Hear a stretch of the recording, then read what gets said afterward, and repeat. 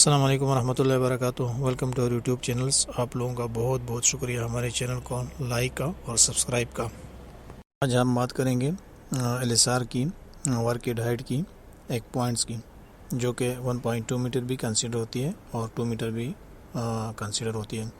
तो worked height क्या होता है? वर्किड हाइट ऐसी जगह जो अपने ग्राउंड लेवल से 1.2 मीटर या 2 मीटर अबव हो, उसको वर्किड हाइट बोलते हैं। इसमें 1.2 मीटर डाउन साइड अगर एक्सीवेशन है तो भी कंसीडर होती है 1.2 मीटर।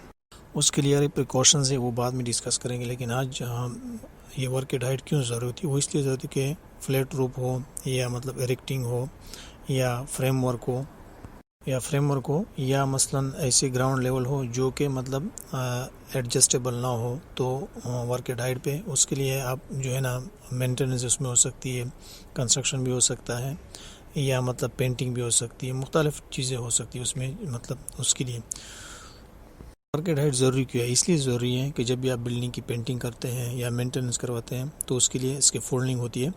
लेकिन इसके फोल्डिंग ये है कि अगर 12 मीटर से ऊपर है तो उसको क्या कंसिडर होगा?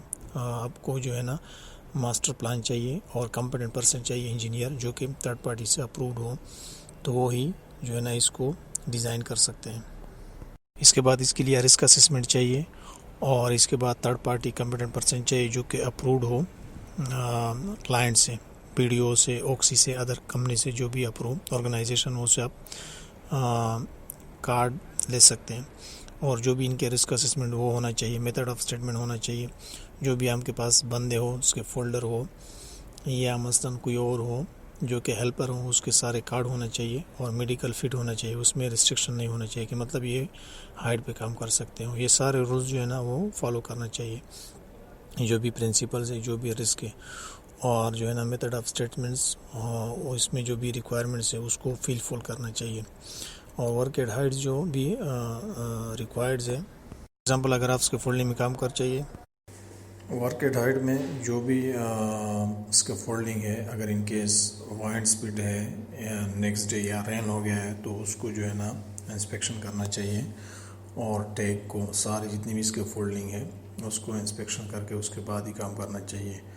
और जो भी इनका टैग होगा वो सस्पेंडेड होगा इसके फोल्डिंग का, या अगर वेदर कंडीशन वाइंड स्पीड है या कुछ और है तो उस पर भी वर्किड हाइट पे काम नहीं कर सकते। तो ये सारी चीज़ें जो भी हैं इसको प्रॉपर मॉनिटर करना है और देखना है। और कोई भी लूज़ मटेरियल इसके ऊपर नहीं रखना चाहिए अगर इसके फोल्डिंग पे काम कर रहे हो।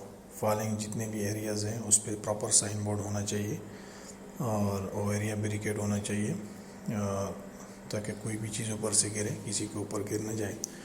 तो ये सारी चीज़ें को मद्देनज़र रखते हुए आपको जो भी इंटरव्यू में आपसे पूछेंगे ये सारी चीज़ों का जवाब देना चाहिए। इसमें बहुत से और भी क्वेश्चन हो सकते हैं, लेकिन मेन चीज़ आप इसमें आप बताएंगे जो भी आपसे इंटरव्यू लेंगे, तो जो है ना आपको पास करेंगे। Thank you. उसके बाद जो है ना आपको इसके फोल्डिंग होती है 3 टैग, और फर्स्ट टैग रेड होता है, सेकंड में येलो होता है, थर्ड में ग्रीन होता है।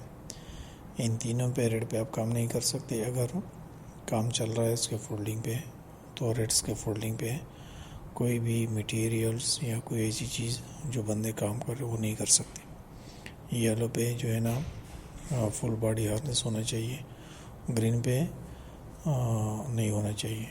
तो अगर है हाइट ज़्यादा है, जो भी इसके फोल्डर है वो रिकमेंड करते हैं तो उसको जो है ना लगाना चाहिए। उसके बाद जो भी मटेरियल वो ऊपर लेके जाते हैं और बैग होना चाहिए, और वो बैग जो है ना उनके रूल्स वगैरह अप्रूव्ड होना चाहिए थर्ड पार्टी से, यानी इंस्पेक्शन होना चाहिए, उनका सर्टिफिकेट होना चाहिए और वो डैमेज नहीं होना चाहिए। जो भी मंथली कोड है इसके ऊपर जो है ना मंथली कोड लगाना चाहिए, और जो भी एरिया है उसको साइन बोर्ड लगाना चाहिए। अगर इरेक्शन है यानी इसका फोल्ड बना रहे हैं तो इरेक्शन का बोर्ड लगाना चाहिए। अगर उसके फोल्डिंग जो है ना डिसमेंटलिंग कर रही है तो डिसमेंटलिंग का होना चाहिए, और सारे एरिया को प्रॉपर हार्ड बैरिकेड होना चाहिए। ताकि कोई भी चीज़ ऊपर से गिरे किसी के ऊपर लगे ना। और सारे जितने भी इसके फोल्डर्स हैं और सारे इसके फोल्डर के जो है ना